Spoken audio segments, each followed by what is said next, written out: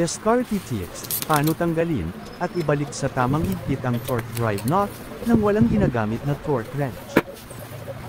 Torque drive knot removal.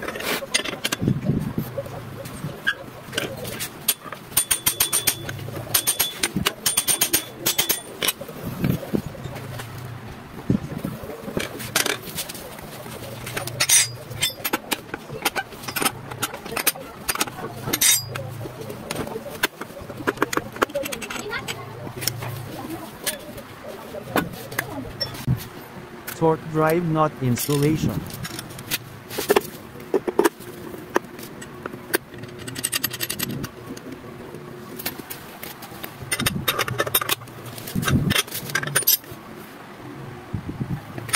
At kung nagustuhan mo ang shorts video ko, pahingi naman ng like, share at pa-subscribe ng YouTube channel ko. Thanks for watching.